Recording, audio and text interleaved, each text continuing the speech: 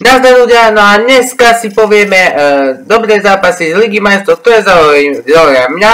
Povieme si to na 4 zápasy a keby si chcel ďalšie takéto zápasy o Lige majstrov alebo o iných ligách, musíš dať hlavne like, musíš dať hlavne follow a hlavne ma podporiť, aby sme mali aj dobré sledovanosť, aj dobré videá.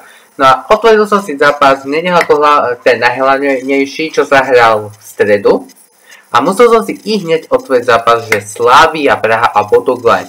Tento zápas som ako pozeral občas, ale nesledoval som celý, ale povieme si hneď. Ako zranil sa Holeš? Jasné, ako Slavii sa zranil Holeš a nahradil Chalopek a potom sa nejako začal dáriť, kde Provod nachystal pekný gól pre Mbodiho, neviem to vyslovať, sorry. A rozhodne po prvom polčase Slavia vyhrávala 1-0 nad Bodø/Glimtom. A pozrieme sa aj nižšie, ešte a Slavia dokázala chytiť penaltu. Tak to bolo veľké šťastie. Chytili a zranil sa aj on v Bodø/Glimte hráč, ale nemôžu sa vysmiať tomu. Teraz si povieme aj ten druhý gól, čo opäť si nachystali 700 minúta. A ako odišiel Mbodi a ten chorý, tak to išlo dole vodou. Bodø sa prebralo a vyrovnalo na 2-2. To bolo ako nie že šok pre mňa, ale že už je také sklamanie, lebo ja keď som si pozeral, tak to práve obranca dal tie 2 góly. A Provod mu dal na to 2 asistencie. Ale keď sa pozrieme na Staňeka, tak ten darilo sa mu len bohužiaľ, keby tie 2 góly neinkasoval. Keby tie 2 góly neinkasoval, tak by Slavia vyhrala a mala by 3 body. Je to fakt aj divné, nelúbí sa mi to a čo ja na to poviem? Keby hrali normálnejšie, tak by to bolo ľahké a my sa teraz prepneme aj na ďalší zápas, ktorý sa hral v útorok a bol fakt, že pikantný.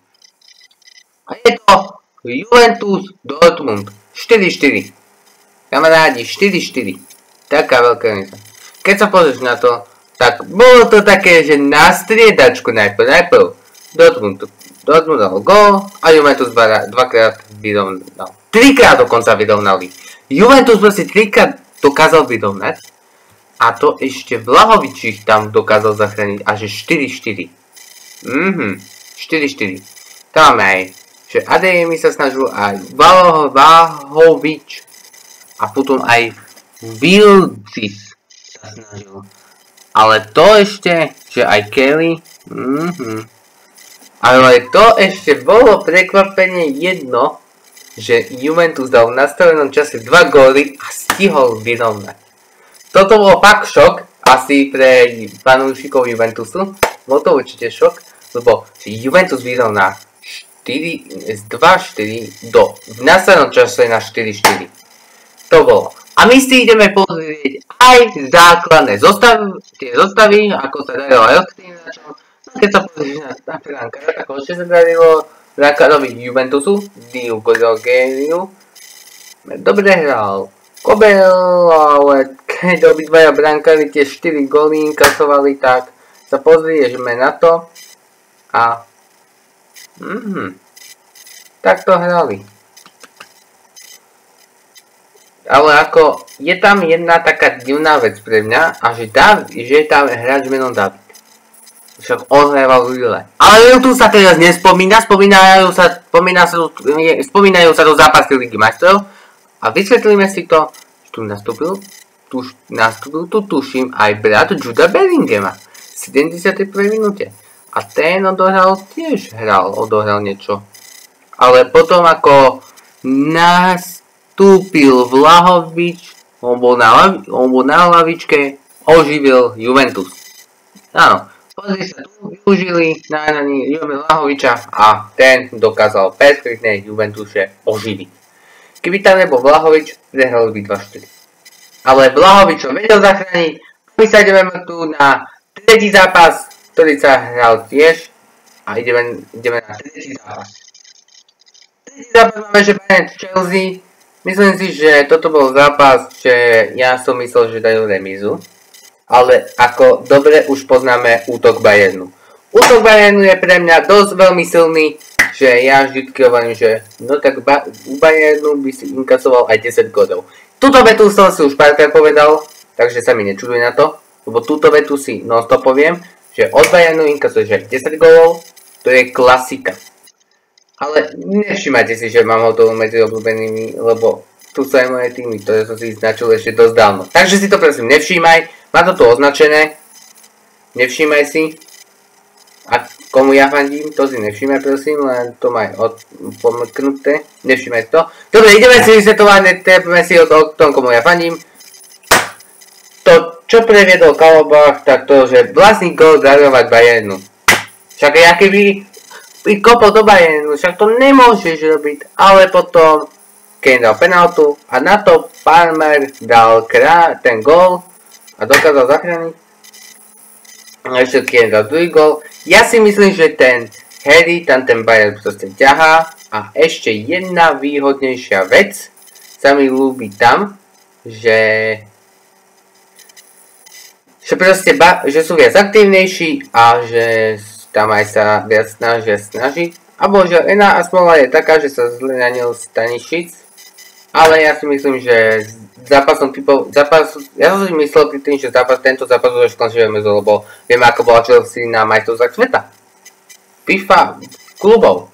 A pozrieme sa na to a ešte by si mali aj... A bohužiaľ, ešte bola to jedna vec. Palmerovi neodostal ten druhý gól.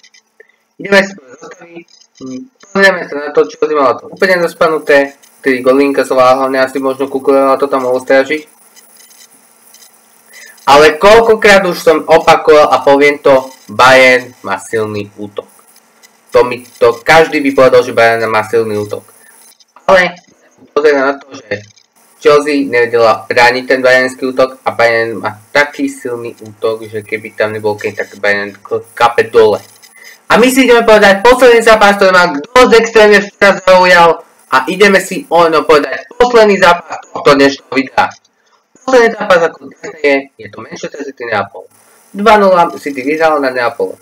Neapol ma tak začal zaujať, lebo prestúpe tam dosť hráčov, čo prestúpilo aj Premier League, sú tam veľmi zaujímaví hráči to Neapole, lebo už včera prehrali 0-2. A pozrieme sa na to, jasné, Dinero G, podkopol Haalanda, to som videl, a potom sa zranil De Bruyne. On nejaký by sa zranil.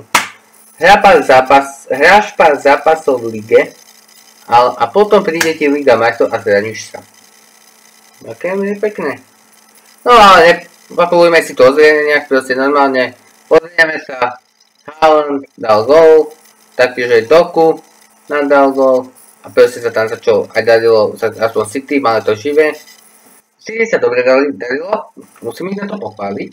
A ja si myslím, že keby City bude trošku aj také mŕtvejšie, lebo City je pre mňa aj trošku mŕtvé. Lebo nie, že by sa im nesnažilo, ale pamätám si dobre, čo mali minulý rok, na konci roka 2024, že mali takú pokapate tam bolo. Ale ešte musíme si okomentovať zostavu Neapolu. Tam je, že Lobotka, Spinazzola, De Bruyne, Tominaj, Højlund ešte dokonca. A toto, keď si pozriem, tak toto tak ma zaujala tá súpiska Neapolu, že reálne by som aj to celý čas dal. Ale keď vidíme, že Donnarumma ten Manchester chráni a že Donnarumma bude non-stop hrávať tam. A teraz uvidíme, ako by sa poradilo, že či by Donnarumma zvládol, lebo Donnarumma dobre ťahať, začal ťahať City je aj pri tom brankárovi živší. Ani jeden raz tam nemôžu trafiť ten gól. Lebo teraz, keď sa pozrieš, to je akoby Donnarumma, dobre, netrebujem z prstosti. Myslím si, že som povedal názor na 4 zápasy. Keď sa ma toto video páčilo, keď áno, musíš dať hlavne like, musíš dať hlavne follow, musíš ma hlavne podporiť, aby sme mali aj ďalšie takéto videá o Lige majstrov. Najbližšie video môžeme vidieť za 2 týždne. A zatiaľ sa držte a ahojte.